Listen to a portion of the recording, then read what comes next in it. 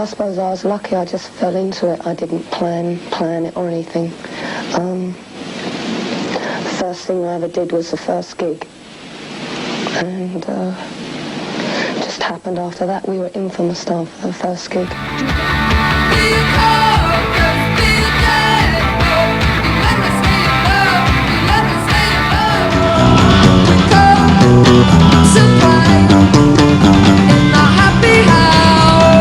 Right in the middle of something. We wanted to meet you. Oh, it was lovely of you, thank you.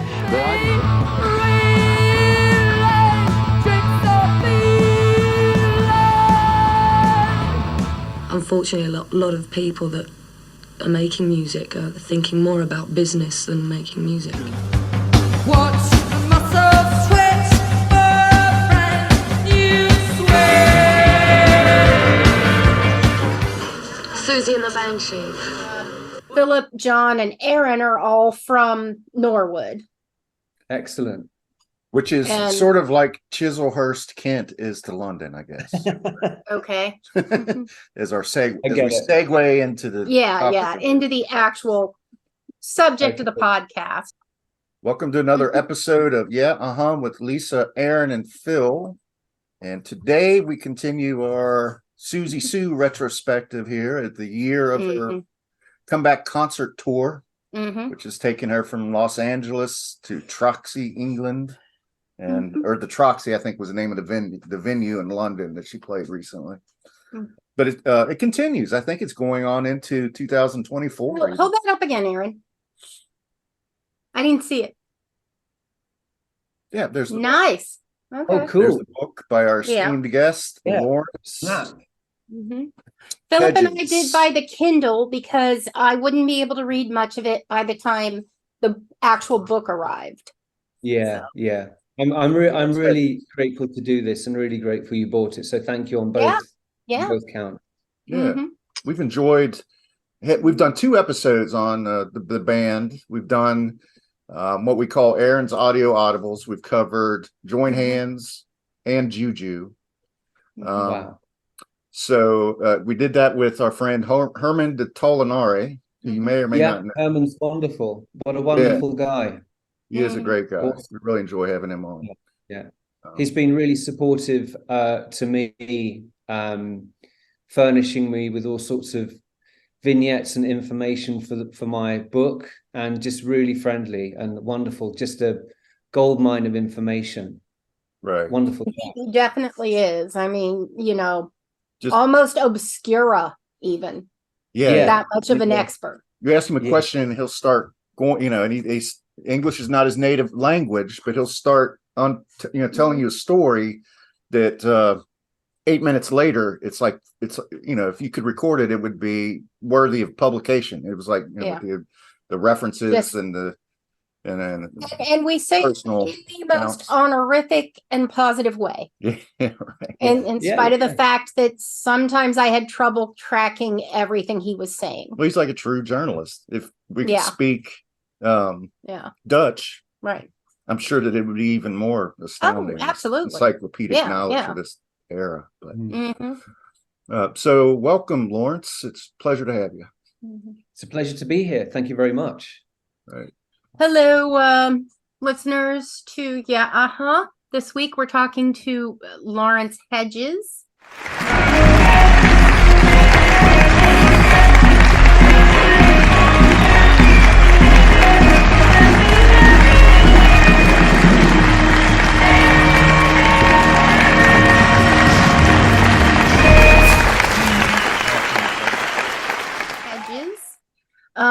He wrote a book about Siouxsie and the Banshees, The Early Years. There's a second book coming out. We've already had a teaser, so yay! Yeah. Having read this one, I'm looking forward to the next. Mm-hmm. Thank you so much. Yeah. I had seen the book, the not so early years.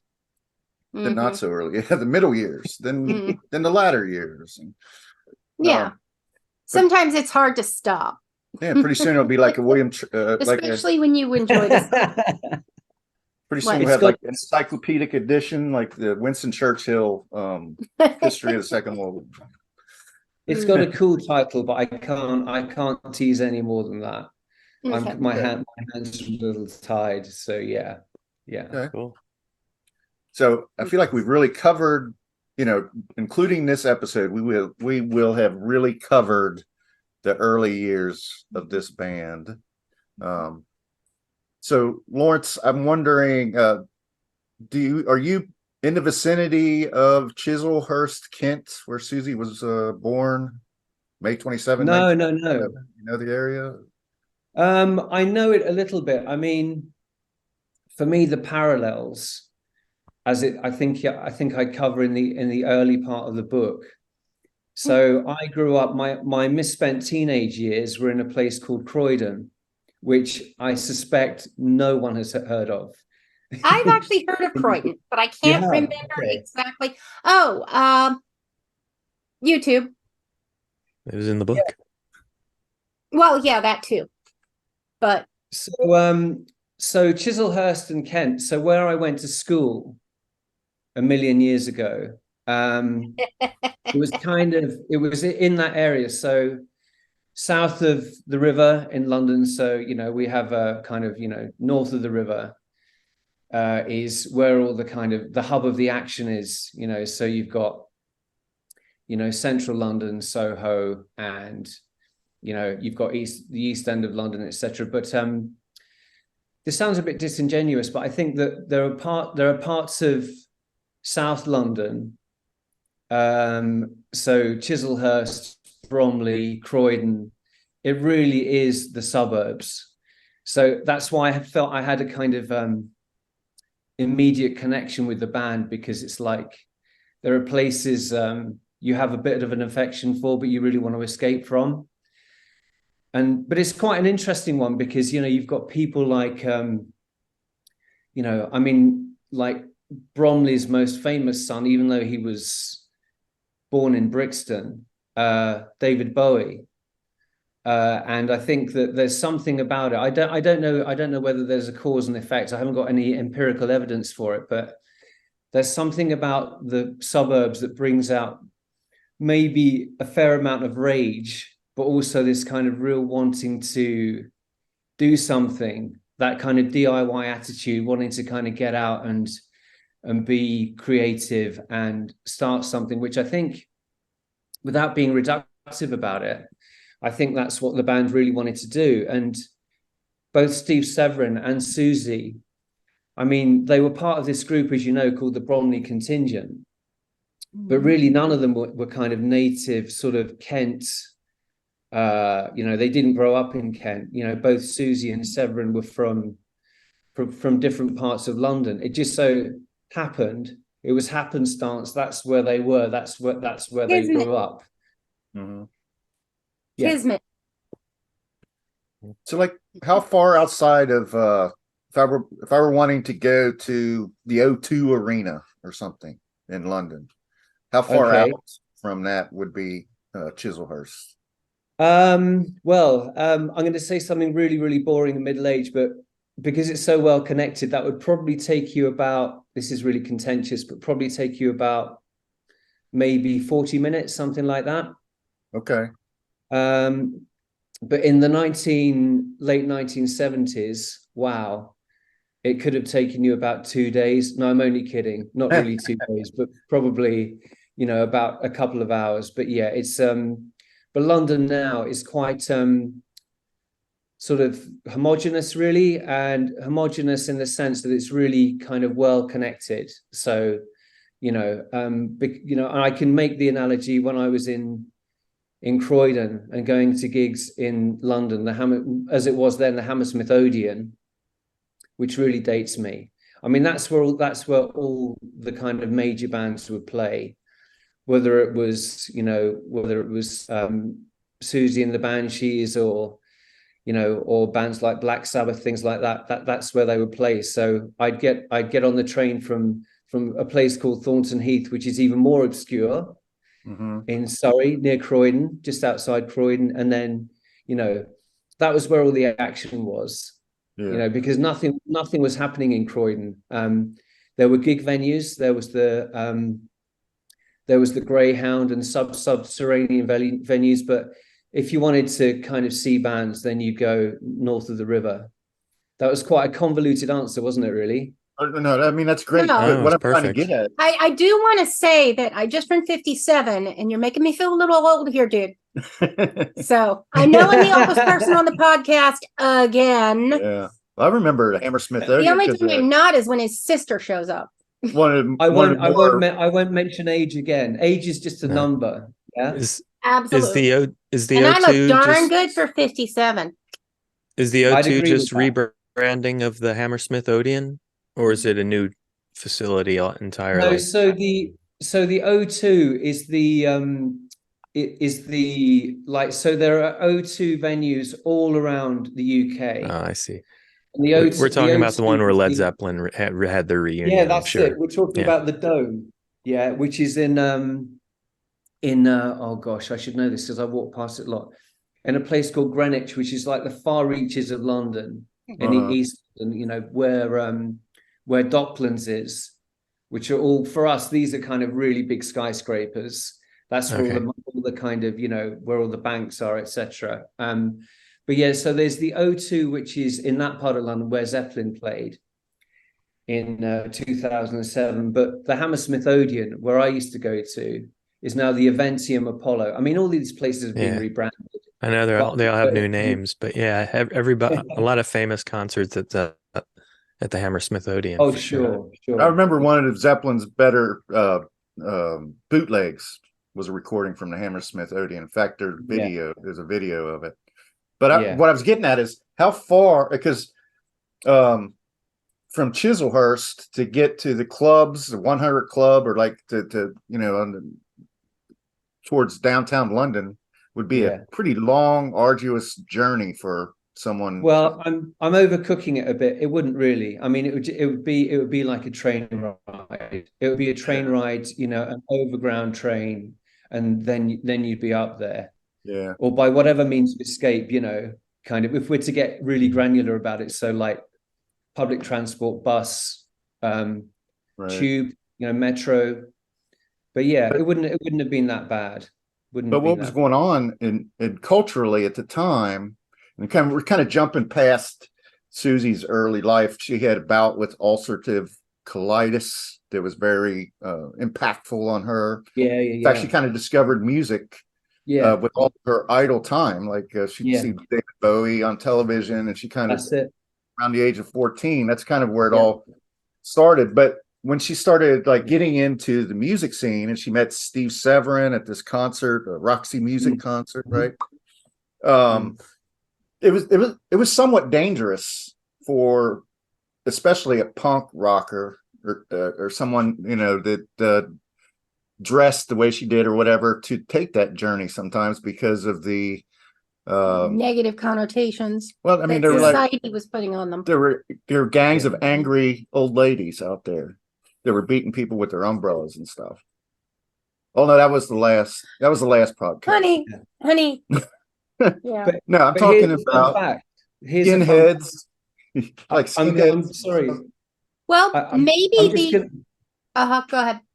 I was just going to interject because what you've just said, it reminds me of I think Susie was kind of like not the original, but I think she prided herself on being an agent provocateur. I mean, she wouldn't take any nonsense from anyone. Right. And that's what just makes her. And the more I read and the more I talk to people about her, including you guys, the more extraordinary she becomes. But that reaction, if we kind of rewind about 150, 160 years ago, or 150 years ago, that was the same reaction that paintings by Monet or Renoir would have had. They were the new guard, and people were attacking them with umbrellas and throwing eggs at them. That's why they had to be hung so high in the academies and in museums. But yeah, so you're right. But in all honesty, when Susie's a little bit older than I am, but I remember growing up, and you knew there was that sense of danger, no matter, because we all dressed differently.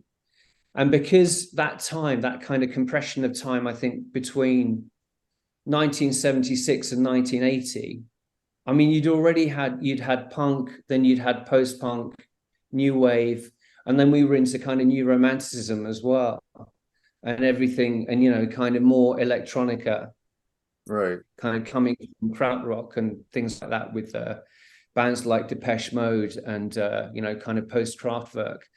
But we were all dressing in a way that was not meaning to be kind of provocative, but we were all dressing really, really differently, because it was like a form of, that was our self-expression.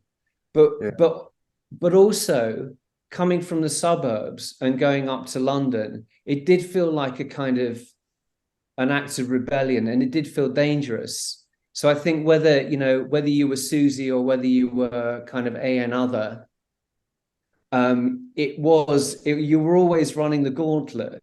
You know, it was like something was expected to happen, and that's what created a kind of frisson of excitement about it, really.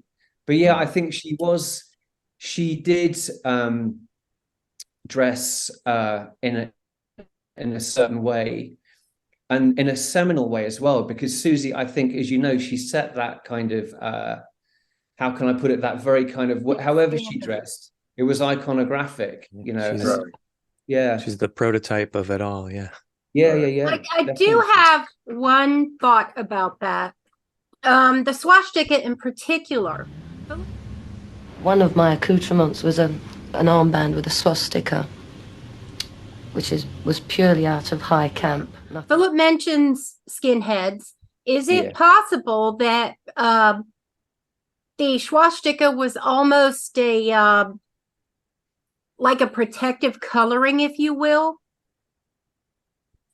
Wow, that's a really, really great question. I mean, Siouxsie I think she's had that question asked to her a lot over the years. Oh yeah. Okay. And it was really interesting, because when I met with, I'm not deflecting the question, but this is all leading up to something, I promise you.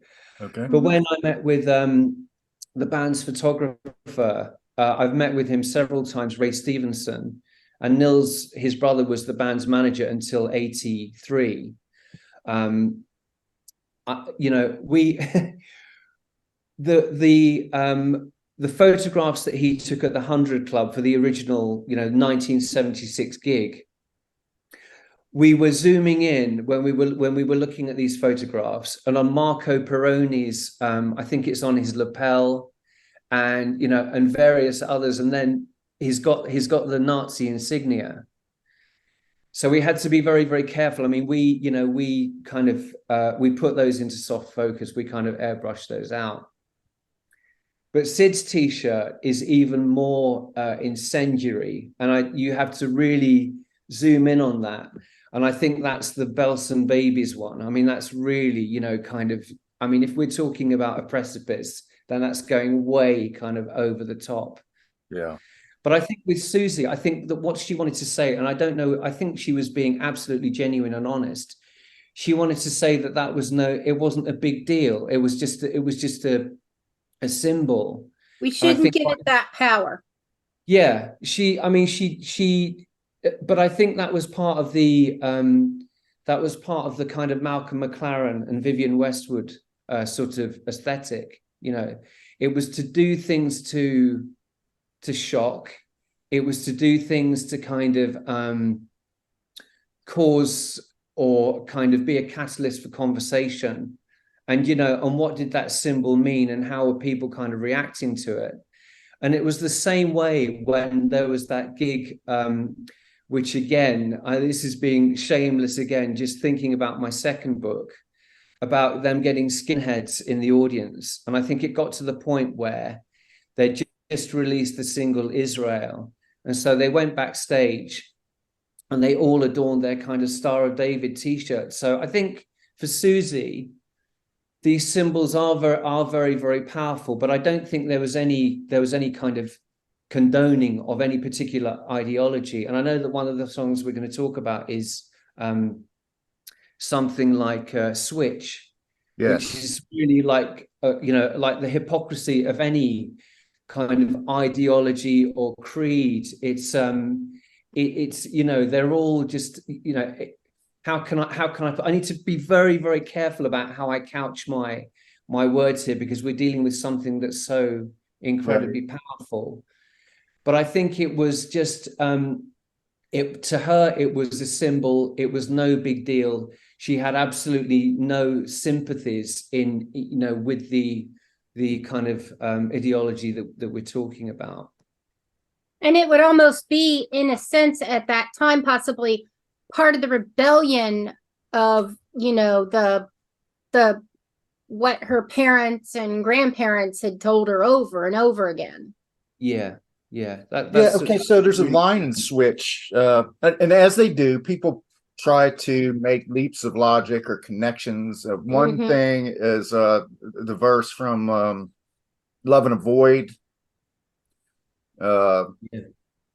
It's very controversial. I don't even know if I want to repeat it. Yeah. And also in Switch, she says something to cross the wires and fuse humanities, which is interpreted by some other people that I've seen online as possibly mean like an allusion to trans, you know, trans lifestyle, you know, but it also could be misconstrued as, you know, some sort of anytime you start talking about crossing humanities, I mean, it's a little bit edgy. So people make these leaps of logic, but music's highly interpretive, you know. Me personally, I take that to a place of the Ukraine and Israel. I tend to agree with Laurence. Anti-war, kind of you know.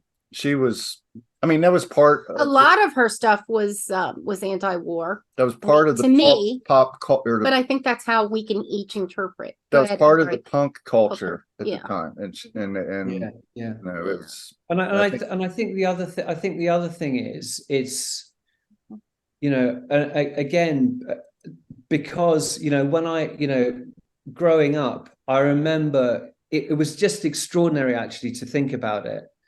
That the guys that I would meet, you know, I grew up in a very kind of multicultural area, and there's this amazing, I think it's Shane Meadows. I don't know whether you've seen This Is England at all, but when I was growing up in the 1970s, the kind of the speed at which people would change their, how can I put it?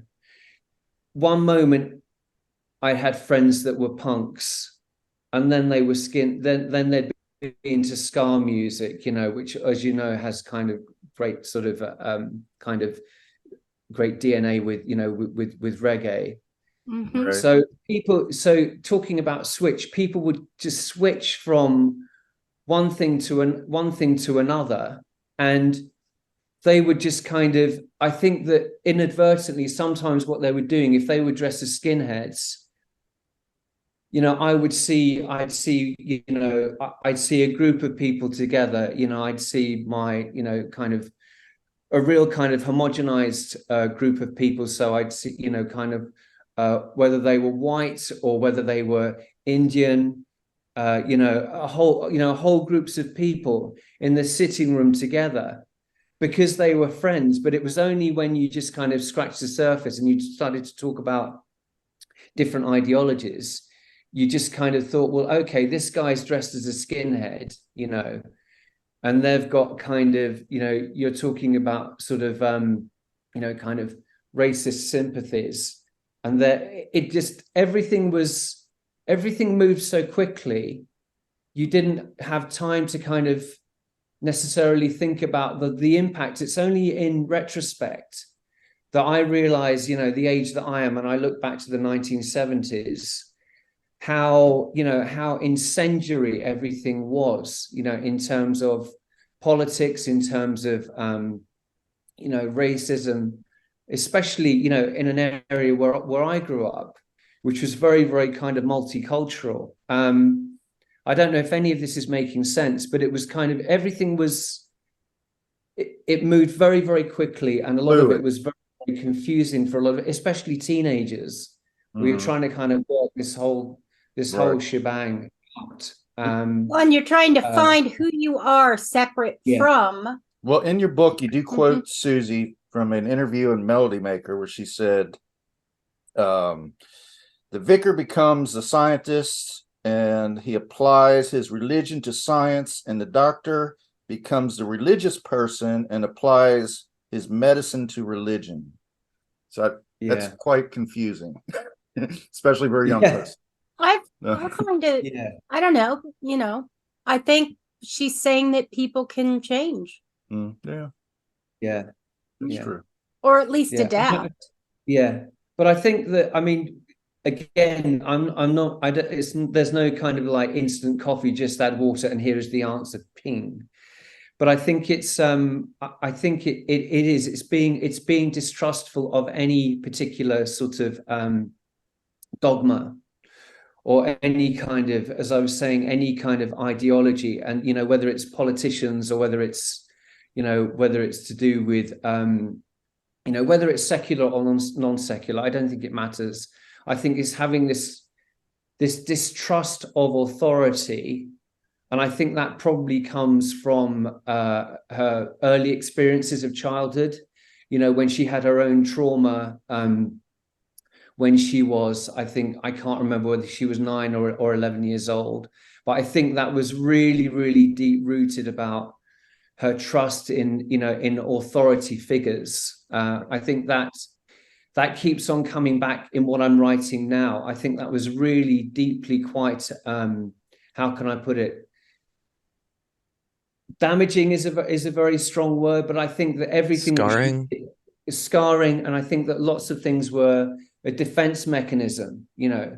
I think it affected her relationships a lot from just, you know. Well, there was this like Stepford wife consciousness at the time too, and of the suburbs. And I read somewhere where she felt, it's not that she rebelled against it, she just, you know, she knew it was not for her, and she sort of escaped that whole domesticity, that whole type of. I do have one question. Her father is mentioned not a whole lot, and I do know that this is specific about her and her music and all, but I'm not seeing anything about her mother. Was she at all close to her mother? I know that she had what appear to be significantly older siblings. Was she the youngest?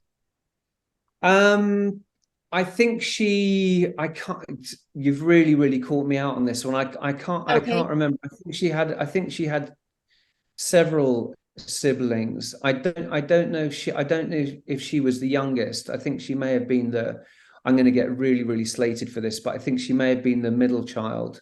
She was either the middle or the youngest. Right. But I think that the beautiful song, and I know this is the song that is Morris's, one of his favorite all-time songs, Mother, you know, which segues into Oh Mine Papa.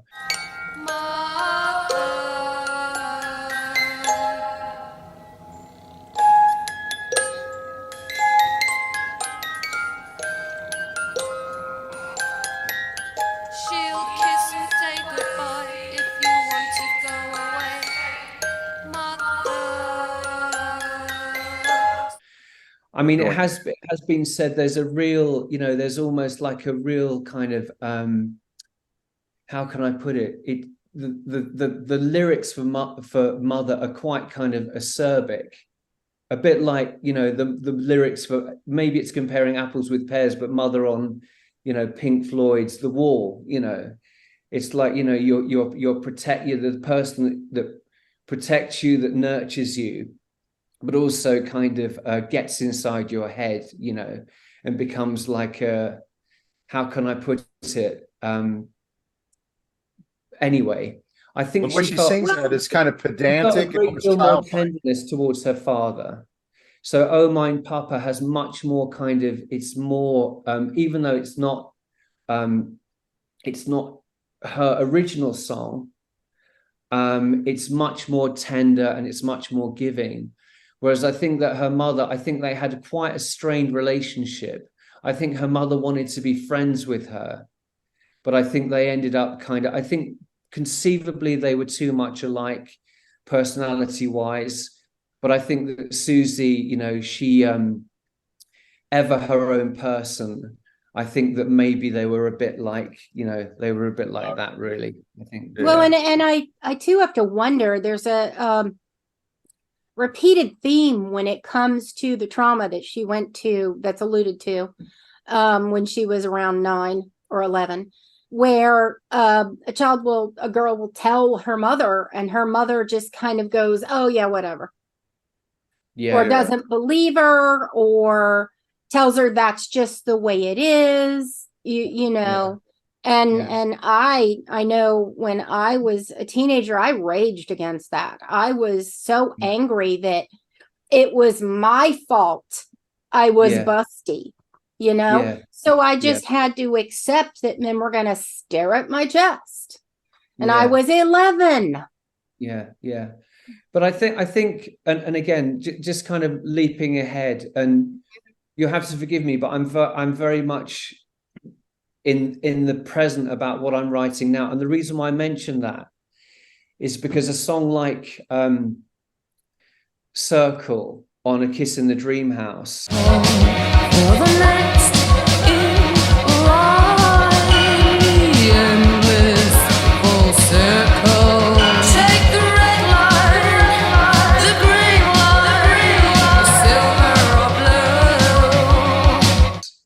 It is about that kind of perpetuation, and and I'm sure you've heard this a million times, and the older I get, the more it kind of keeps on springing on me, kind of hits me as a motif, is the repetition. We try not to repeat what our parents do, but then I can hear myself, oh, my dad would say that, or I've got my dad's sense of humor, so we hope the good stuff comes out. But we try not to repeat what's been, it sounds really dreadful, what's been kind of doled out to us, because it was all done with the best intentions. But I think, so it's an interesting one, because I think that if we're talking about a trajectory, I think the Scream and Join Hands are really, and I mean this in the best possible way, they're really raw, they're really visceral. But I think that Kaleidoscope and Beyond, they go into the more kind of, like true escape, and into the realms of, beyond the yellow brick road, into something which is something more. Well, I think that has to do a lot too with the talents of the additional band members. Oh yeah, the personnel change. Totally, very, very much. Of course, that's Budgie joining as the drummer, and John McGayock as the guitarist. I do want to say that I would like I suppose, a poetry book of the lyrics, because for me, sometimes with my ADHD sensitivities, music can be distracting, and it just puts me off. Whereas being able to read the lyrics, because they are, especially as time went by, they're more profound. They're very moving. They are. I mean, I think that, but I mean, the interesting thing is, a learning curve for me is that, whether they're written by Severin and interpreted so beautifully by Siouxsie, or whether they're Siouxsie's lyrics, these are guys. I don't want to get too misty-eyed about this, but the allusions and how well read they were, and how they knew their film. I mean, there was so much kind of cultural capital with what they were writing about. Just extraordinary. I mean, Siouxsie was reading Ballard and Camus, and those things were all coming out. And it's a really interesting thing, because I don't know whether you think about this, but I often think about, PT, pre-technology, what did we do? How did we entertain ourselves? Well, we listened to music, we read, we painted, whatever it was, or we kicked a ball around. But, there were times when we just kind of that's what we had, you know. They had books, and they really had a voracious appetite for reading everything, and they were switched on to things by other people as well. So there are lots of I agree with you about the poetry. I'm so glad you said that, because lyrically, you know, and how the vocal is delivered, it's extraordinary. And I really. just imagine if an angry teenage girl hadn't decided to get up there no matter what, we would not have her poetry. Yeah. Would she have been a poet? Would she have gotten a musical career going if she hadn't decided that day to scream the Lord's Prayer in protest? Yeah. Well, even then, I mean, that was because you know, on that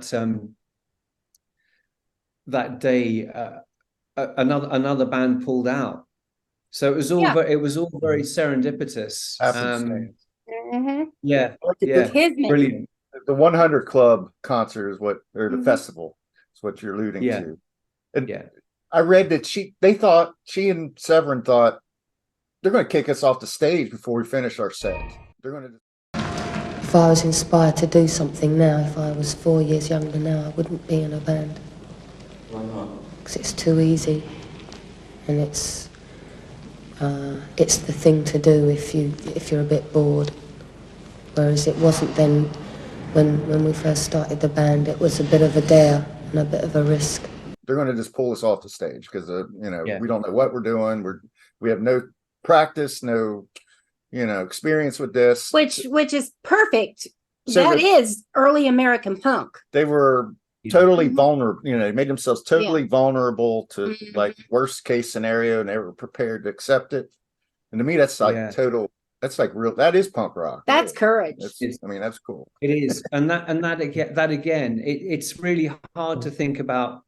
I mean, obviously, I promised I wouldn't kind of play the age card again, but it's okay. Like it really is everything fitting into place, because what have you got? You're living in this kind of suburban nightmare. And what do you want to do? You want to kind of, I remember, I think this is a misquote, but I should be able to quote my own book. Siouxsie wanted to make a sound, to make people's guts fall out. It's like, make something happen, be provocative. And that's exactly what they did. I think they were over their rehearsal in 10 minutes. I think Sid Vicious had enough then. And then it was just like, it was game on, and then 21 minutes or thereabouts. So it's extraordinary, make something happen, this DIY aesthetic, don't wait for something to happen. Don't wait for someone to approach you and just say, I think you should do this. And really not caring, just going for it. I just think that was the real strength. And as you say, that's why we've got this poetry today. Mm-hmm. Well, and the Grundy thing, when the Sex Pistols went on the Bill Grundy show, or the Today Show, I think it was called. That also was very similar, and that Queen was supposed to be on. And they backed out, and so they made an emergency call to Malcolm McLaren or somebody, got the Sex Pistols. What a good idea! And then Siouxsie got on that train from probably Chislehurst, I guess, and hustled on over to the studio, and that turned out to be like the big, that was the biggest moment of her life, probably. At that point, because I mean, the host made her go the equivalent of viral. And basically, I'm pretty sure the host was just hitting on her. Oh yeah, he was kind of a practically a pedophile. Well, that was the end of his career. I mean, I think that whole thing was aided and abetted rather well by the free drink in the green room, both before and afterwards. It's a great story. And you know what? I remember, however old I was, in my now that was, let me see, was that 76 or 77? I should know that. But it was, 17. So I was 11. This is a disclosure. I was 11 years old at the time, and I saw that in my sitting room on the TV, and it was just like, you know, I think there were like around the UK collective jaws dropping, because it was meant to be like one of these kind of anodyne chat shows, you know, really kind of very, very beige, very unimaginative, very, you know, not contentious. And no one had heard, you know, the language that is kind of, you know, to a penny now.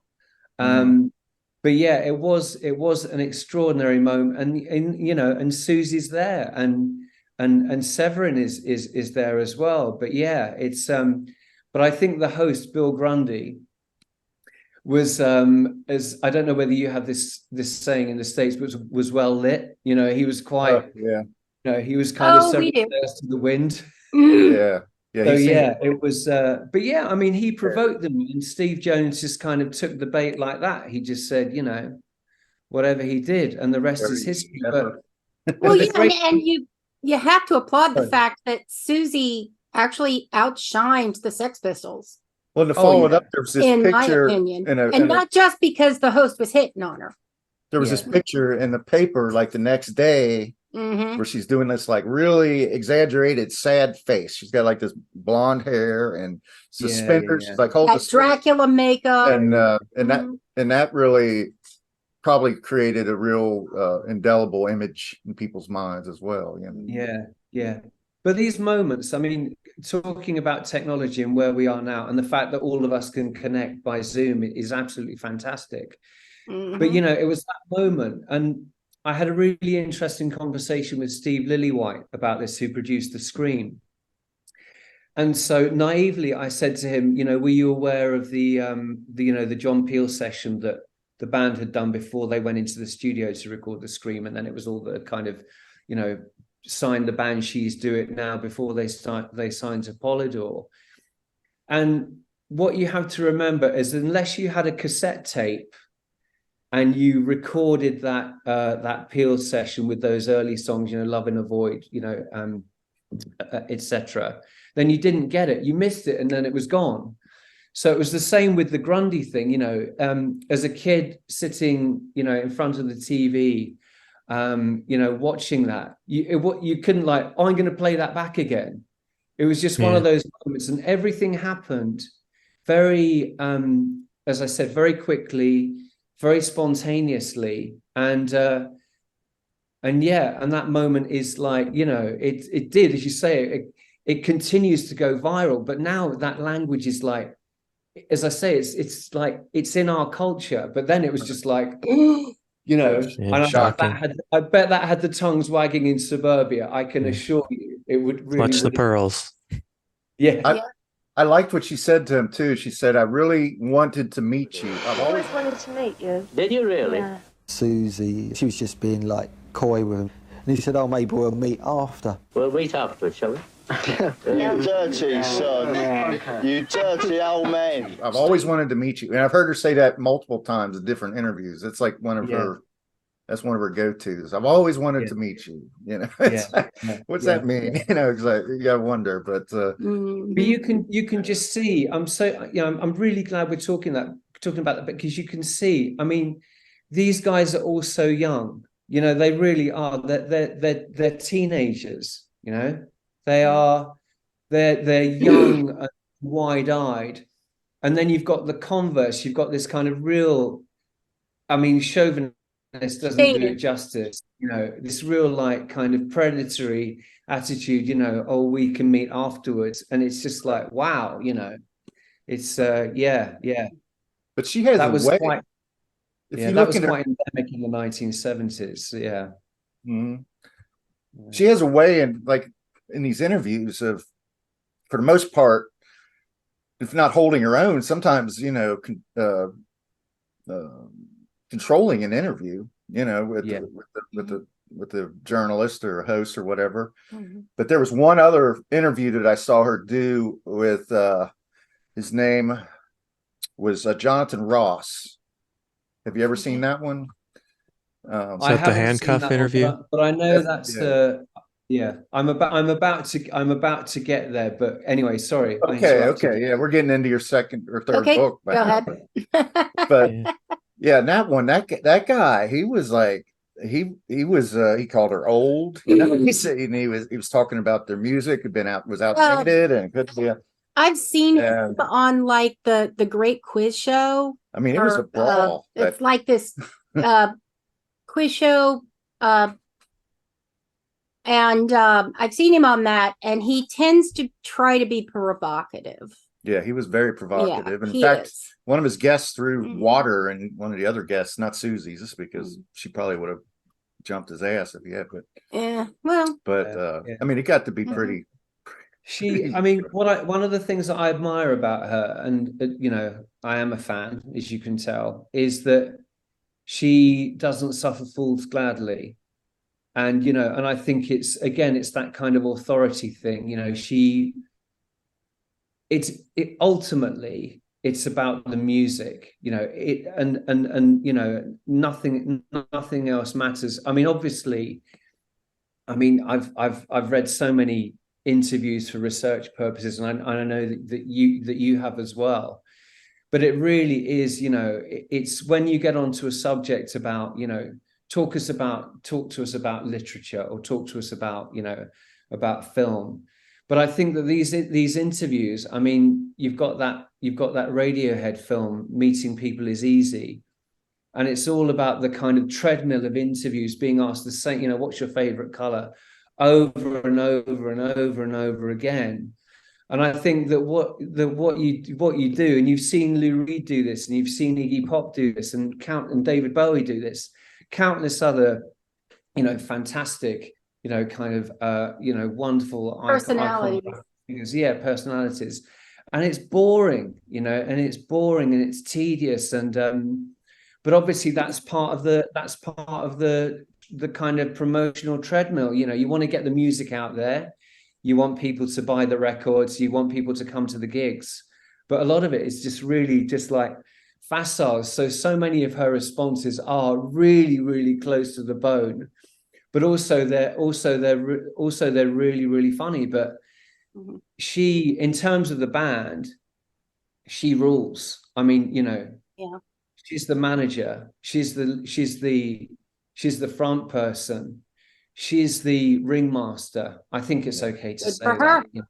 Yeah. She's orchestrating everything, and it's like, and she's brilliant at it. You know, maybe hence Siouxsie and the Banshees. You know, Right.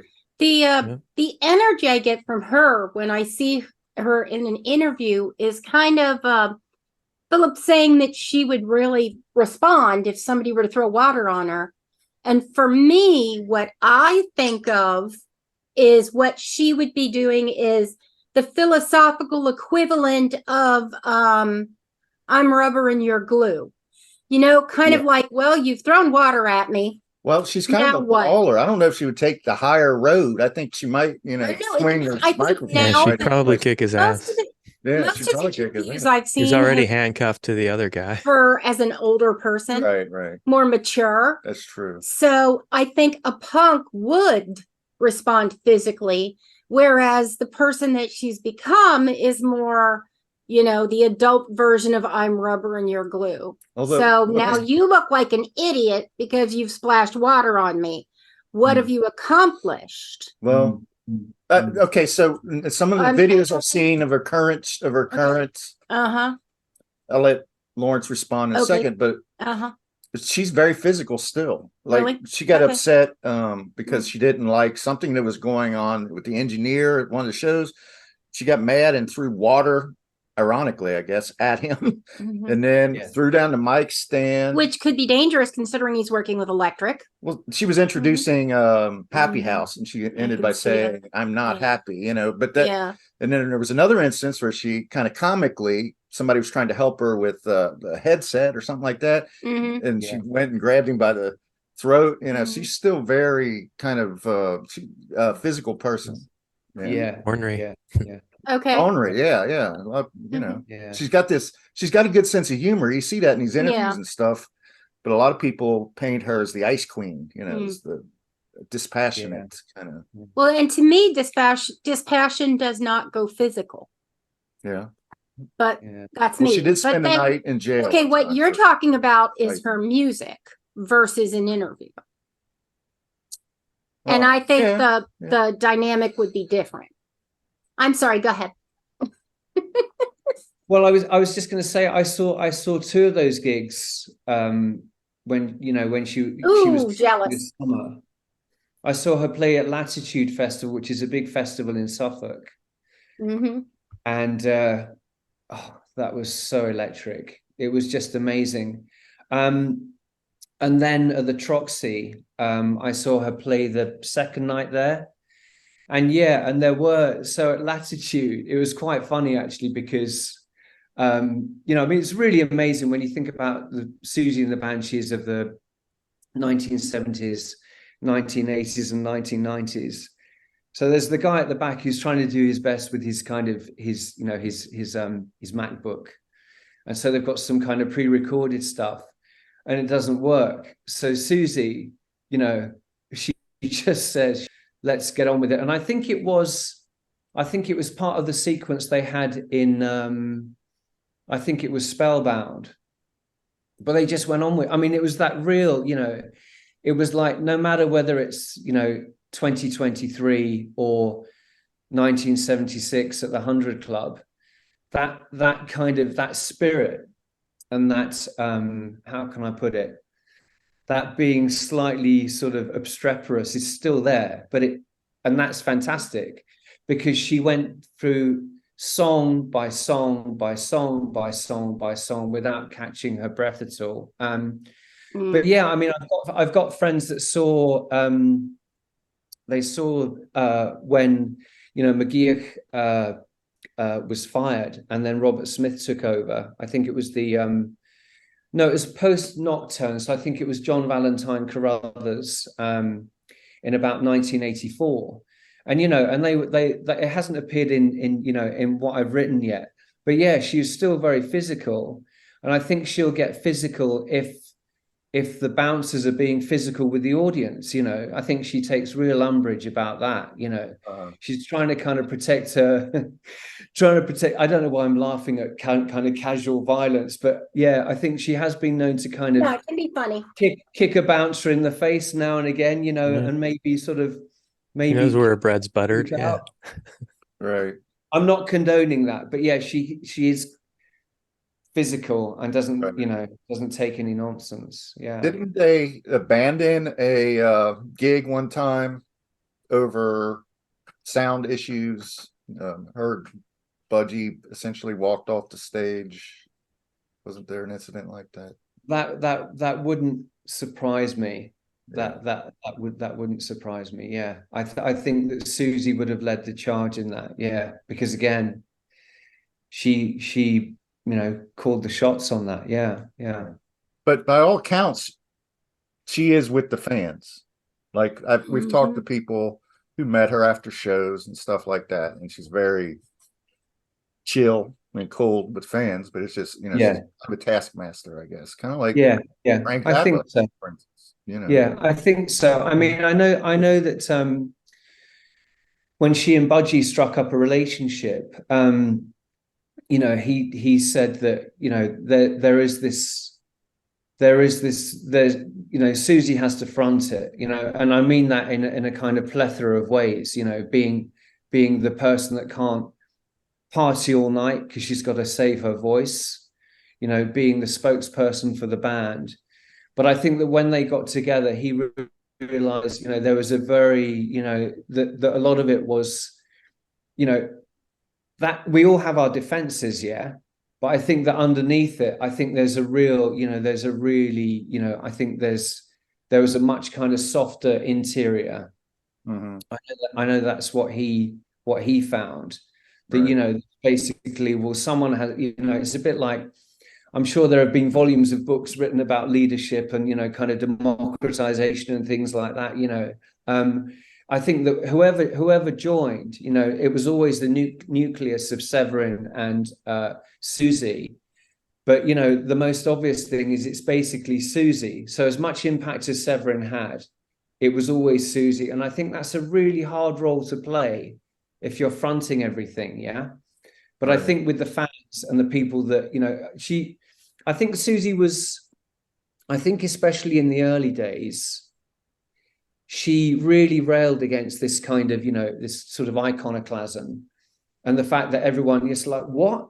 We're used to being spat at, you know, we're used to being kind of derided and people shouting things and chucking beer.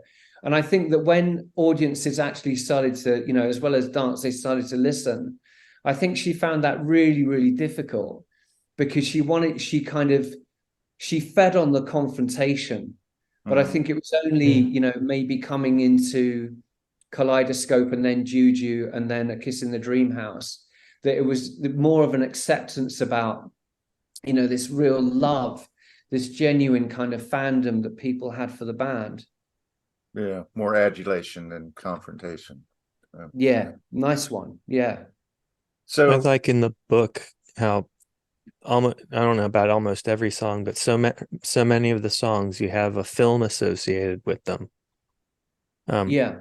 Is that Right. something you plan to continue with the next book? Oh yeah, it gets better. Excellent. Yeah. But I think the motif kind of running through the early years book is this real love of kind of Hitchcockian sort of psychodrama. It really is. And there's a real, I think with Hitchcock, I don't know what you feel, but there's almost like a kind of, there's like a gleefulness in his films. You know, there's definitely horror, humor. there's dark humor. And I think Siouxsie, you know, it's like she and Severin, they pick up on that. But yeah, it's I mean, the filmic stuff is really strong, you know. And I remember she said that, you know, she saw Eraserhead and she thought it was a comedy, you know, it really made her laugh, you know. So, but that just goes to show there's a real, you know, it's basically, you know, it's artifice and it's escape and it's not real life and it's not being kind of, you know, being violated or abused. So it's all this escapism into the rich kind of tapestry of film. Yeah. Taking back the power. Yeah. In a way. Yeah. I don't know if you know this, but in The Birds, Hitchcock didn't tell Tippi Hedren there were going to be actual birds in the attic.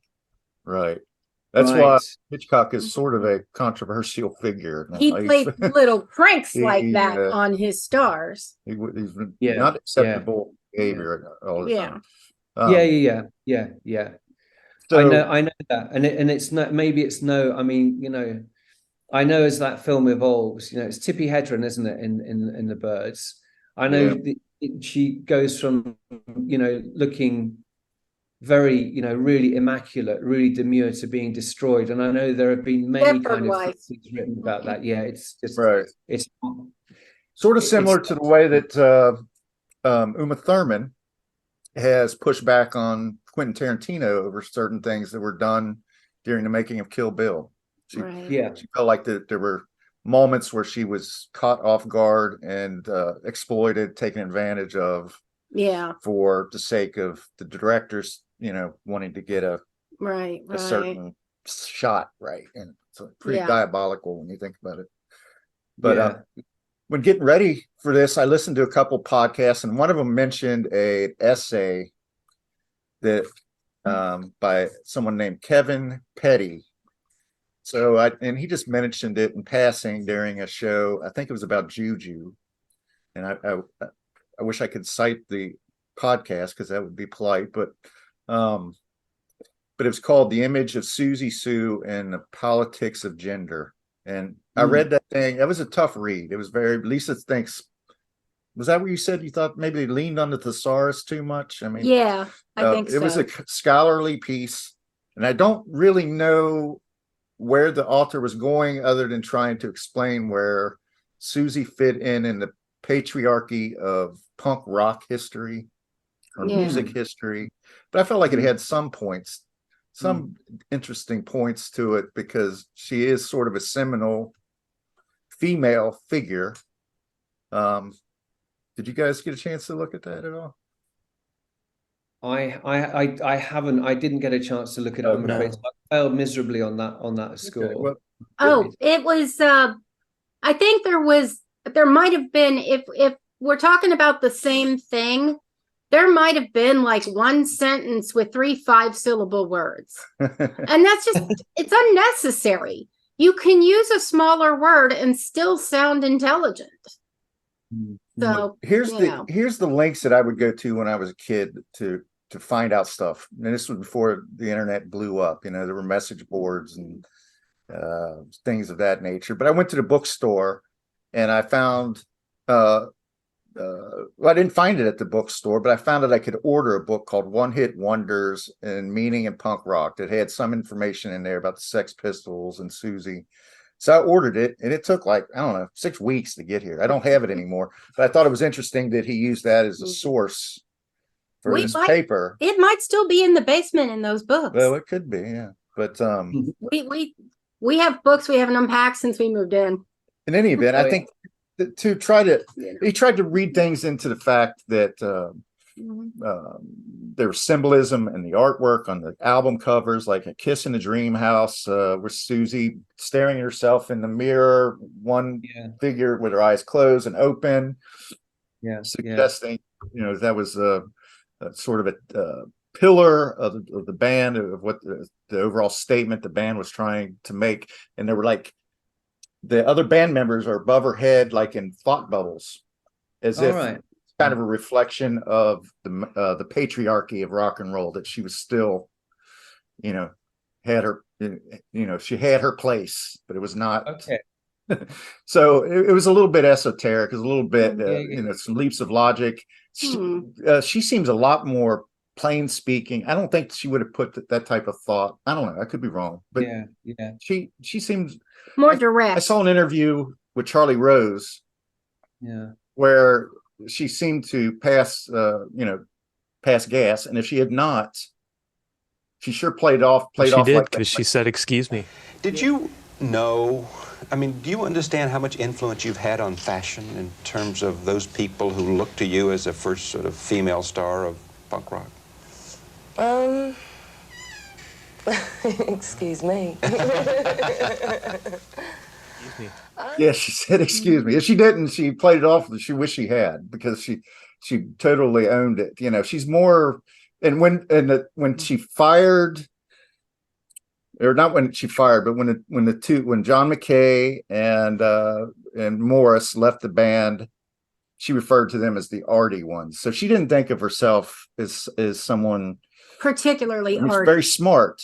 But I think that some of the leaps of logic that paper made were a little bit much, but it's still an interesting read. And since nobody else has read it, I'll just go ahead and recommend it for people that are interested. I'll put a link in our show notes. But well, I know that with A Kiss in the Dream House, that's when it's quite an interesting one, actually, because another of the guys that I interviewed was Rob O'Connor, who did the artwork took over from Jill Mumford, who did the artwork for the Scream, and then did Join Hands, which was a very, very rushed affair.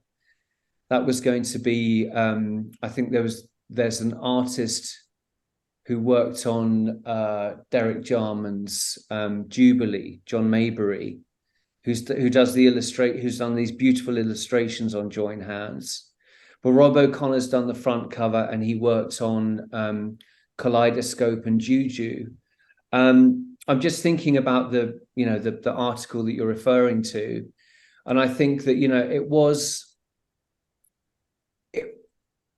I think that again, the band, if Siouxsie didn't like kind of ideas for artwork, then she would say so. But I think A Kiss in the Dream House, because again, I'm just writing about that at this very, very point in time. I think it's more to do with the secession imagery of Gustav Klimt and all the gold and the arrows and symbols and things like that. But I need to read that article and get my head around it. But yeah, I think it's probably to evoke this idea of sort of Alice through the Looking Glass, and I think they were kind of experimenting. I think that Mike Hedges introduced them to some to Siouxsie to some interesting substances at the time. So I think he introduced her to LSD at the time. So I think they were going through a real like sort of Beatlesque kind of sort of epiphanic time with the music. I think that's reflected in artwork. But we kind of covered we've kind of covered Join Hands and Juju as we talked about, but the other two albums that you went over in the book, and we should mention we're talking to Laurence Hedges, author of Siouxsie and the Banshees, The Early Years. The Early Years. Well, this volume is the early years. The Early Years, yeah. First of There's more to come. More to go. But so I didn't want to, we don't want to do an Aaron's audio audibles necessarily, but I thought I'd pick on a few songs from those from. I'm gonna have to take off in about 2 minutes anyway, so you might have to finish without me. All right, Aaron. It's been excellent as always. Let me see. I had like two things I didn't get to. One, the coolest name I ever heard of is in this book. It sounds like it was lifted from a Roald Dahl short story, Liddy Papa Georgiou. Huh. Right. That's okay. Yeah. And the other thing was I'd never seen the word Mancunian before. Is that having to do with Manchester, I guess? It is, yeah. So if you're Mancunian, then you're from Manchester. Yeah, born and bred. Yeah. Interesting. Right, that's yeah, I'm tapped out anyway then. All right, Aaron. Bye, Aaron. Nice Quick meeting question, you. Nice to meet you. Aaron, real quick, would you consider yourself a Norwoodian or a Norwoodite? It's Norwoodian. Okay. Yeah. Go Bananas. Okay. Yeah, go Bananas. It's a baseball team. All right. Yeah, he's wearing shirts. All right.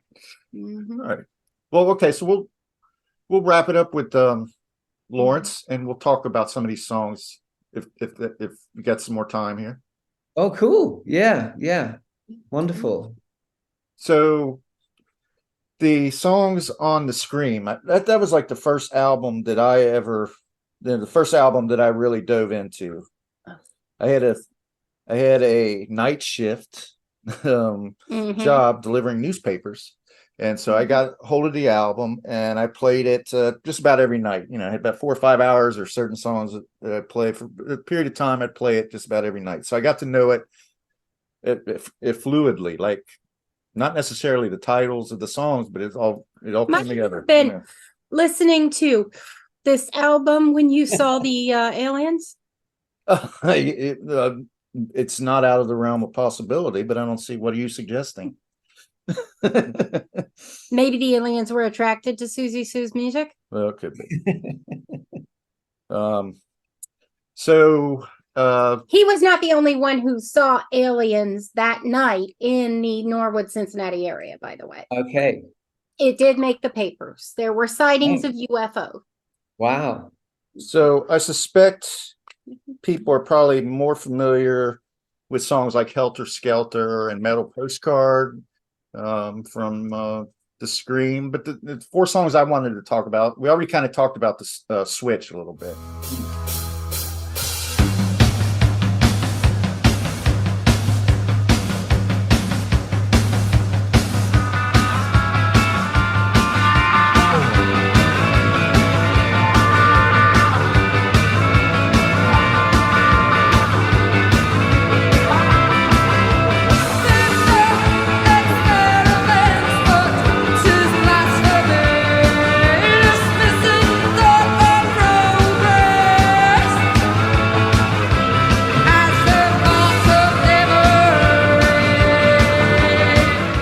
I like the way the guitar riff sounds at the beginning. It reminds me a little bit of like REM, actually. Yeah. I love the way she kind of shifted the way she phonetically said some words like categories to make it fit poetically. We talked about crossing a wire to infuse humanities. I don't want to spend a whole lot of time since we already touched on some of these things with Switch, but I did find an article where someone quite headily tried to extrapolate that this album should, or this song Switch should be a trans anthem. And that line, cross wires and fuse humanities, was the main reason that they contended that. And that's where, taking the art and making it fit the narrative, maybe. Right. But the drum roll, the Kenny Morris drum roll at about 340 is really great. I love that. And that sort of shifts it into a different beat, for the remainder of the song. It's about 6 minutes, isn't it? Yeah, it is. I mean, I think that, again, the drum roll is 6 minutes, or the song? The song. But that's somewhat unusual. Quite a long, I mean, for that time, quite a long Banshee song. But I was going to say that one of the things that, when I spoke to Steve Lillywhite, he said that he was really, he really took Kenny Morris under his wing. And, and so they'd have some, he was really trying to kind of get his confidence up about what he could do. So I think that obviously Kenny Morris is very much, a very, very brilliant drummer on both albums, The Scream and Join Hands. But I think Steve Lillywhite brings out the best in all of the musicians on the album. He does a fantastic job. I think that Kenny Morris wanted to keep him, they wanted to keep him. But then they moved on to Mike Stavrou for Join Hands. But yeah, it's a good song, really good song. Yeah. Well, and another one's Jigsaw Feeling.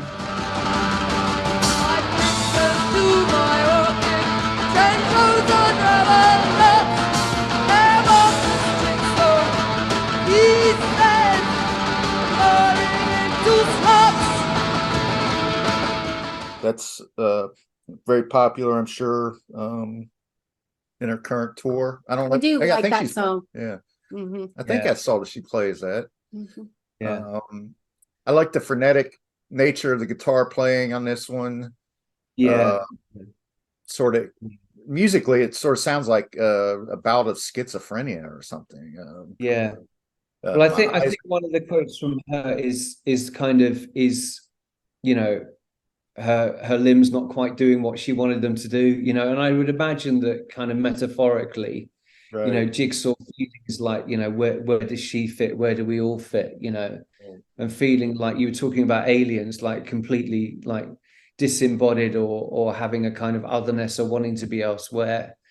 But I went after Pure, that really eerie kind of John Mackay, kind of guitar-led song. Then that goes into Jigsaw Feeling. That still makes the hairs on the back of my neck stand up. It's just like, where did that come from? It's extraordinary. Yeah. Well, I got Susie's quote right here, actually, the one you just referred to from your book. It's when your limbs won't do what your brain wants them to. You're so confused that you can't coordinate your limbs to do something positive, and you just twist yourself in knots. That was Susie's quote about this song. Yeah. So very popular. And fan base. For me, with this song, the lyrics really hit home. While I think Philip's more, Philip tends to be more about the music, I tend to be more about the word. I think that's one thing that appeals to me about this band, though, is that we talked about. It's got both. Yeah, the pop culture references and the literature and movie, references, which leads me into Carcass.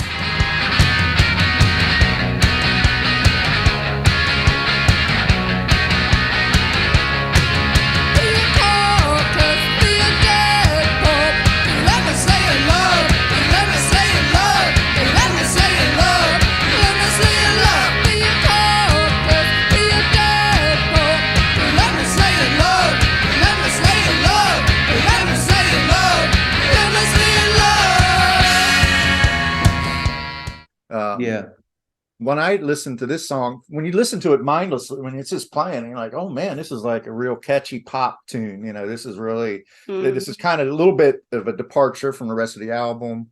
But then when you look at the lyrics, it's pretty gruesome. I always thought the lyrics was be a carcass, be a tadpole, but it was a dead corpse. The mother that has her son for tea. Yeah. It really is. It's again, very, very kind of visceral. But I think that there was this book when I was a child called I can't remember whether I've seen an interview where Siouxsie mentions it, but it's a German book called Shock-Headed Peter or Strevel Peter. And it's a series of the most kind of, so we think about, about like Grimm's fairy tales or Hans Christian Andersen or some of those kind of like German or Austrian folk tales before they become Disneyfied. I mean, they're really deeply unpleasant. They're not kind of children's fodder. But I think that in this book, Strevel Peter, I was at my daughter's house, just incidentally, I was at my daughter's house, and she had it in pride of place in her sitting room. And it is about, the kind of the perils of misbehaving as a child, and what you might be threatened with, and someone that has their kind of fingers cut off, because they put their hands in the cookie jar or something like that. So again, I think it is meant to be, it's very kind of darkly humorous, really quite, I think it is. And all of these different things, they come from the sort of inner pages of tabloid newspapers, or, in curtain twitching suburbia, or they come from books, or they come from, nursery rhymes. So they're a real, like, so Siouxsie, like, like William Burroughs, and then David Bowie subsequently, I think her lyrics become a lot more kind of cut out. So they're all kind of like almost thrown up in the air, and then they're all kind of assembled, a bit like a kind of assemblage work of art. So yeah, they are quite strong, but I think they're meant to be quite kind of darkly humorous, as we've alluded to before with a lot of the work. Yeah, clever. Just to go back to Jigsaw feeling again, there's a line where she talks about staring at her shoe. Shoegazing is a term that's that's used in punk rock, or just rock in general, I guess, sometimes, to talk about how vocals and various instruments become almost indecipherable from one another in music. Yeah. And Carcass is clever that way as well. I felt like we talked about the allusions to movies and stuff like that. A movie that instantly came to mind when I was reading the lyrics was Boxing Helena with Sherilyn Fenn and Julian Sands. Yeah. That's where he basically removes the limbs of his lady Sherilyn, love. Yeah, and it becomes a very possessive and complicated love story, I guess. Yeah, that would be complicated. Yeah. I mean, you've got that. Sorry, I'm just laughing at what you just said. You've got that sort of, real, gallows humor with the song Premature Burial. I'm in a state of catalepsy. Can I really exist? Glowing from the inside, drowning in your chant. Thoughts come flooding through me, despairing unity. That comes from the Edgar Allan Poe poem, when someone has this, that they have this this believed encounter where they're actually buried alive, and I think that one of the Siouxsie's lyrics alluding to that is, it's really quite off the cuff. It's, well, what a bloody shame, it's like, it really just kind of reduces it all to like, well, whatever, okay, so you've been buried alive. But it's again taking those illusions and putting them through the Siouxsie filter, or putting them through the Severin filter, and they do, I mean, they're meant to be darkly comedic, and and all turn, they all turn out. It all turns out well in the end, or sort of, Kind of like the Kind of like a Twilight Zones meets Mary Poppins.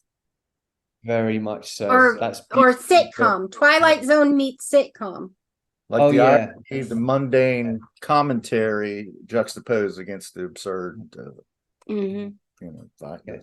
It's a bit like the beginning of Blue Velvet, where you've got the Bobby, I think it's is it Bobby V? You've got the Blue Velvet song at the beginning, and you've got the fake bird, and you've got the picket fence, and then you go into the undergrowth, and then it's kind of all that kind of slime and mire that kind of lurks beyond. So as you were saying, it's like everything is like picture perfect. Right. And then you just kind of open up the door, and it's like, whoa, okay, yeah. But you're right, that's a really lovely juxtaposition. That, yeah, like you looking through the looking glass, sort of. Totally, yeah. So Suburban Relapse, I love that. That is so diabolical. I love when she says her string snapped. You know exactly what she means. You know. I'm sorry that I hit you, but my string snapped.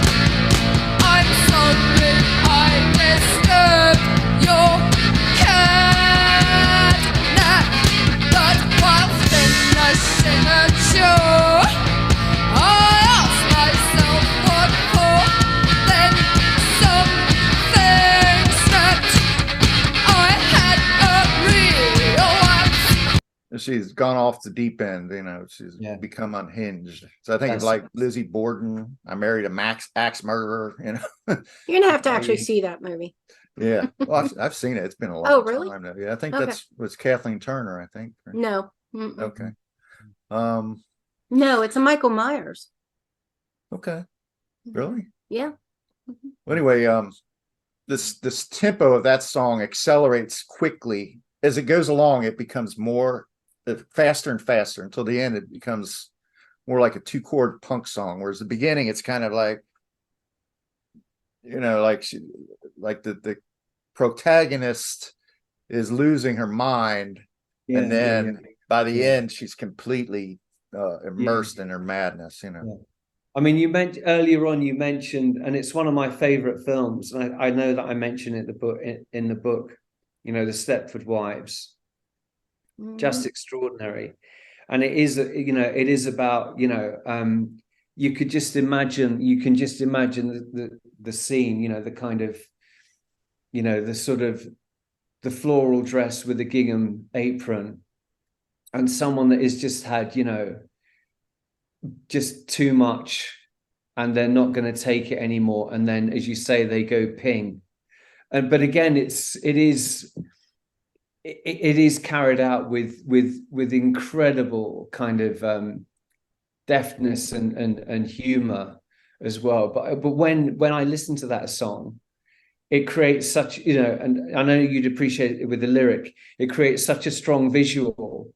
You can just see it, you know. Okay, you know, right. I can't bite my lip and count to 10 anymore. This is it. You know, this is where, you know, they get their comeuppance, you know, they get you know, like, you know, it's got the same kind of lightness of touch with, you know, Maxwell's Silver Hammer, you know, exactly the same, you know, it's got that real tabloidies, macabre, you know, sentiment. My Name is Mud. Yeah.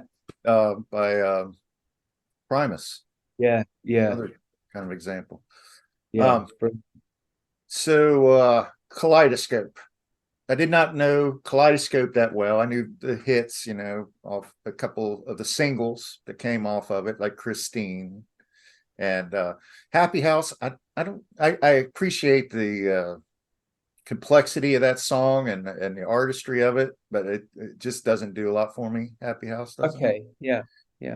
But Christine, I do love. Kaleidoscope style personality changes behind her smile. Every problem brings a stranger inside.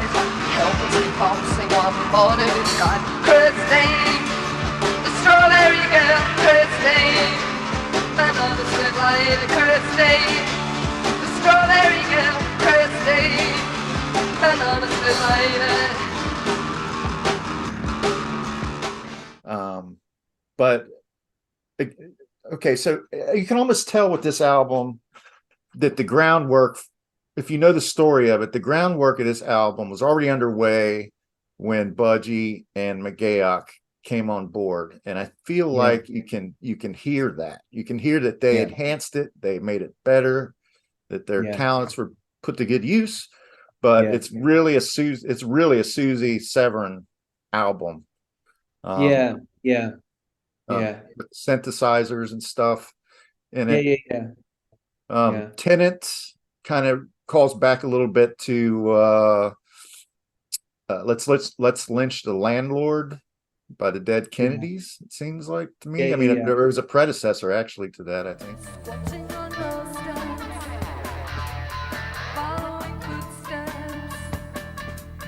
Nocturnal habits, a survey with interest.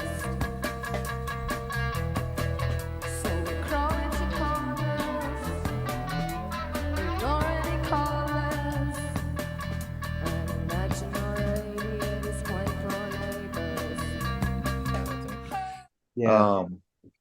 It was inspired by a 1976 horror movie called Tenet by the same name. Robert Polanski film. Yeah. Absolutely. Got a haunting beginning. Steve Severin plays sitar in it, and I think that Siouxsie plays some guitar on this, doesn't she? She does. I mean, that's where she gets out her blue Vox teardrop guitar, right? And she plays on a couple of songs. Gosh, my brain is not working, but yeah, she does, and she gets out. She plays the same guitar. She's been playing the same guitar on her recent tour as well.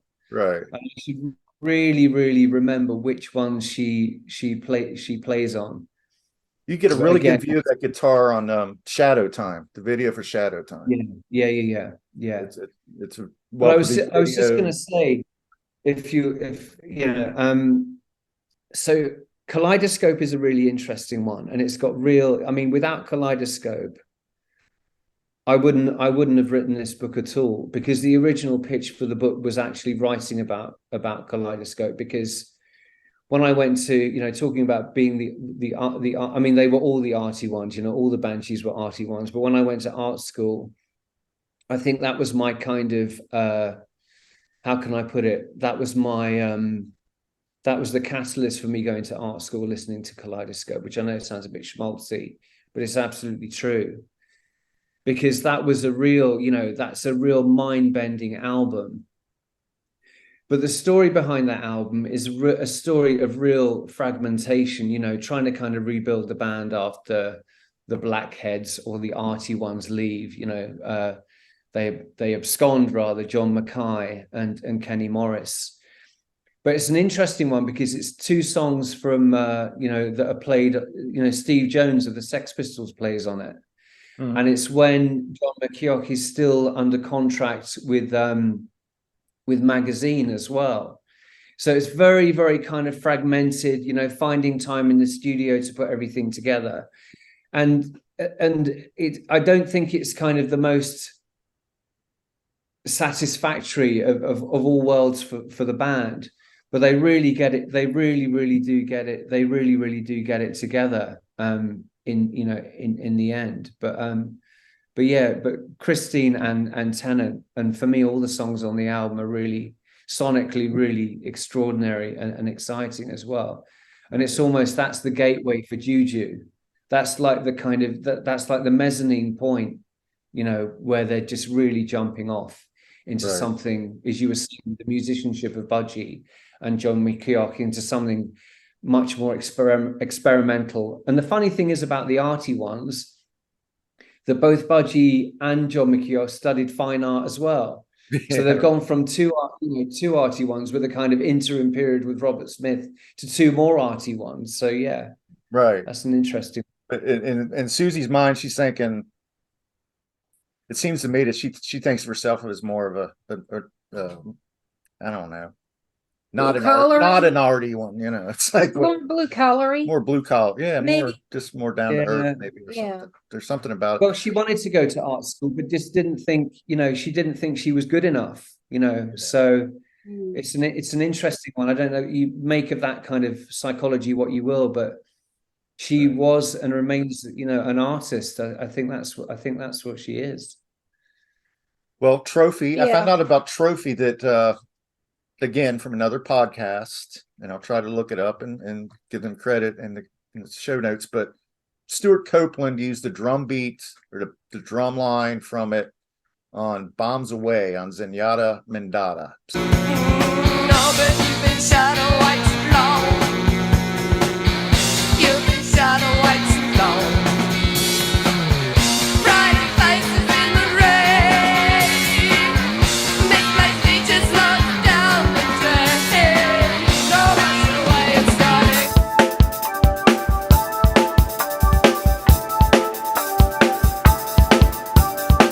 The general scratches his belly and thinks his pay is good, but his officers stink. Gorilla girl, hard and sweet. A military man would love to meet. A president looks in the mirror and speaks. A band on a very successful band, the Police, is present. Not to mention that the Police have a song called Red Light, just like you see on this album. It's very popular. She they also had the producer Nigel Gray as well, that was the Police producer, and you know, and understanding kind of the spaces in between. You know, I think that's what Nigel Gray gave the Banshees. He gave them, like, in art, you know, you talk about that being negative space, you talk about kind of solid objects, and then the spaces in between, but the spaces in between, you know, where the music breathes, I think that's really important. I know I've seen, you know, Stuart Copeland on, no pun intended, but on record kind of praise Budgie's style, and he's just an immense drummer. You know, he's kind of polyrhythmic, you know, kind of the Japanese influences, the African influences as well are just incredible, you know. Right. You use the opportunity at the outset of your description in your book to mention that Siouxsie, the opportunity of the narrative about this song, Trophy, to mention that Siouxsie wrote a letter that was read at a women's rights to abortion rally that you know, was in support of the women's rights. Yeah. So I wonder, how does that relate to this song to you in some way? I think it does. I mean, there was a question read out in Parliament about women's rights and the Abortion Act, which I think it was originally became law in 1967. But it does. I mean, Siouxsie is on record about the fact that she, this could be to do with her formative experiences, or you know, or kind of self-choice, you know, about the way that parents they can treat their children, you know, it's like kind of trophy children.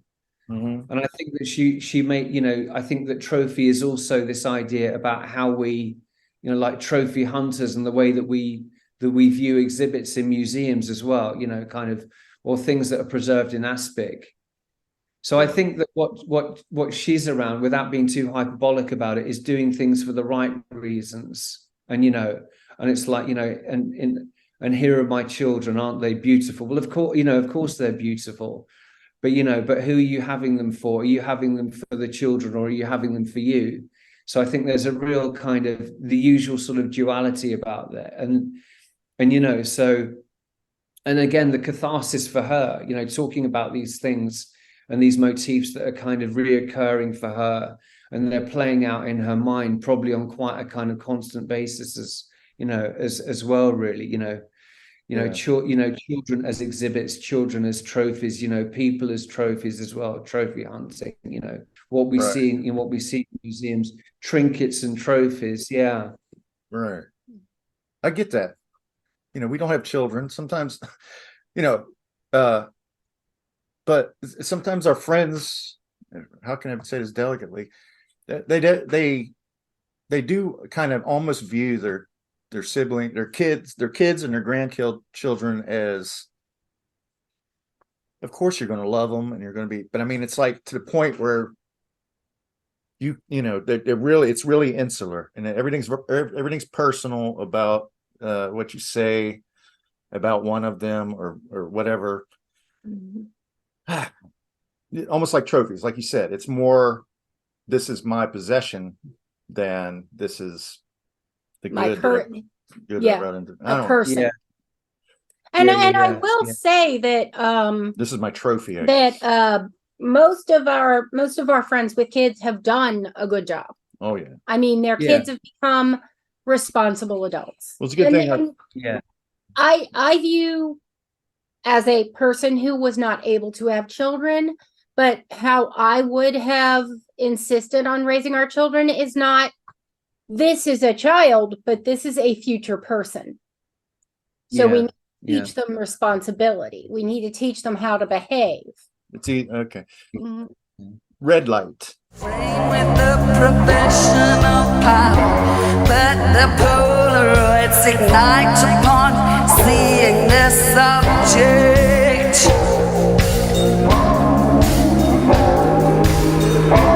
And the aperture shuts, too much exposure.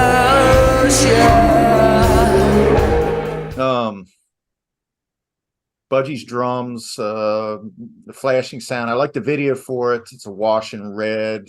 It's really startling. Susie's eyes really pop in that video. Till the aperture shuts, too much exposure. I feel like that's a commentary on voyeurism, or maybe again the looking glass, the cool Feeling hemmed in by fame. Maybe that paper alluded to the looking glass effect by Cooley, which is a sociological phenomenon, and I feel like that's maybe a callback to that, incidentally or not. I love it. I love this song. You know, it's well, really... I think again that's incredible. You know, the musicality and the kind of sonic experimentation. And you know, and then you've got that kind of clatter, and then you've got the sound of the camera going off. Right. And what I did in the book is I made kind of analogies between that, because it's such a filmic song. You've got that film with David Hemmings, you know, Blow Up, which is about the kind of murky world of you know, kind of underage models as well. And then I think there's a murder in that film, and it takes you down a really, really kind of murky rabbit hole. And you could just kind of imagine the evocation is, you know, kind of Soho in the 1960s and 1970s, and the calling cards, you know, promising, you know, kind of all, you know, dreams beyond all avarice, you know, with women in, you know, in what we would, you know, in the red phone boxes in you know, in London. And it's got a real, you know, again, because I think because they're so, the song, as with all of the Banshees songs, are so kind of rich visually, you're kind of going down this dimly lit kind of, staircase into this subterranean world of this kind of, I think I describe it as a damp mattress in the corner, you know, where you can kind of carry out your fantasies with, you know, with someone that really doesn't want, I'm being really, really kind of coy here, but someone that doesn't want to be there. Right. And it's about maybe, you know, how people choose to live their lives, how people kind of are inadvertently or they're coerced into making a living against their will. So all of those things are really, really prevalent. And it's a really, really kind of seedy, you know, quite sordid song. And the way that they conjure up that imagery, even though I'm sure it's conceivably about much more than I've alluded to or I've articulated, is just extraordinary. It is painting with words. It's painting with music as well, and just incredible. I mean, in a couple of short years, you've gone from the 100 Club, then you go to the Scream and Join Hands, and then to that. I mean, that is just, as I was saying about the speed of things happening, it's just incredible. Right. It must have been a whirlwind. So you mentioned that you noticed the tattoo on Sid's arm, or that was something that needed to be airbrushed out. Well, it was. The idea of the song is that you're developing your film in your dark room, and you're seeing something that you should not see. That the prospect of that is what kind of drives that song, and the mystery. It's tantalizing. Yeah. It is. I mean, it's as you were saying, the red light when the dark room is in full effect. Yeah, but you're absolutely right. I mean, it's several layers of the kind of clandestine, really. But with Sid, I mean, that was on his t-shirt. But in that Ray Stevenson Club photo, you can't actually see it. But it's just as well. It's only anecdotally I know what's on that shirt. But that's a really good analogy, actually. Yeah. So finally, man. Christine, love that song. That's everybody knows that song. I think it's about Christine Sizemore. Multiple personalities. 22 personalities. Yeah. Again, the movie analogy to Three Faces of Eve, I think, is the movie that it's maybe a novel that it's modeled after. But the Three Faces of Eve is a movie. Yeah. It was covered by Simple Minds in 2009. I think it's been covered more than once. Every new problem brings a stranger inside, helplessly forcing one more new disguise. Christine, the strawberry girl. Christine, banana split lady. Christine, the strawberry girl. Christine, see her faces unfurl. It's just it slays. It's just a really good song. Yeah. It's a brilliant song. I agree with you. Yeah. I love the way Susie dresses in the video. She's got like a hat, fedora on, and I think red blazer or something. It's just always a look, being. And there are lovely kind of parallels and echoes with the Rob O'Connor album design as well, where you've got the kind of Venetian blinds as well, and everything is a lot of things are seen in kind of semi shadow as well. Really very, very cool video and song, as you were saying, and again really experimental. They're going in lots of new directions, kind of using the acoustic guitar fantastically. Could be argued that's a precursor of McGeoch's playing on Spellbound as well, where you've got this real rapidity of acoustic guitar. Yeah, and then the little riff dancing right over top of that, just every once in a while, like there's a loose wire, Yeah. Record. It's all very clever. Yeah, but McGeoch was I had a really good conversation. I don't know whether you've read The Light Pours Out of Me, the Rory Sullivan Burke. No. Biography of McGeoch, but what he could do with the guitar, I mean, he was just incredible. So the sounds that he could get, a lot of the multi-layered instrumentation you have to listen to, because I have become a complete nerd about this. You listen to it and you just think, well, is that a synthesizer? Is that an organ playing? Is that an acoustic? But basically, he got most of those sounds out of his kind of, I think it was Yamaha S3. It just so happened that he was really such a fantastic technician. He could make all of these multi-layered sounds that would just kind of sound as though they were coming from here, there, and everywhere. Right. Yeah, I had not read that, but now we got a new book club book that we can do. Yeah, yeah. Would you say the Well, light? your pick is coming up. Yeah, The Light Pours Out of Me, Okay. which is a song on the oh gosh, it's the first magazine album.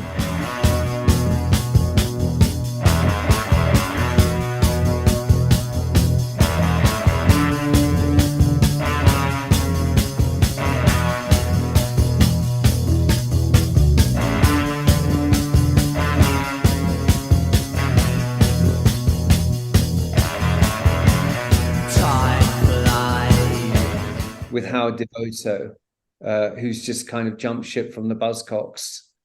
Real Life, it's called. Beautiful. You must know that album, yeah?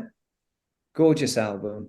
I've just started, listening to a little magazine. I like what I've heard. I tend to listen. I'm like a fast fan of John McGeoch. I mean, the guy is just. Rolling Stone just did his top 500 guitarists of all time, and I was looking through that, and I was like, he's got to at least be in the top in this list. Yeah. They had Liz Phair, PJ Harvey. Not to pick on the ladies, but I mean, they had some guitar, like maybe Paul Stanley or something. It's like, how is he not? You get the feeling that it's somewhat based on the taste of the author of the list in this situation. Oh, sure. Instead of pure, To me, he was so inventive, and like you said, you can't discern whether it's guitar or synthesizer. Sometimes you don't know.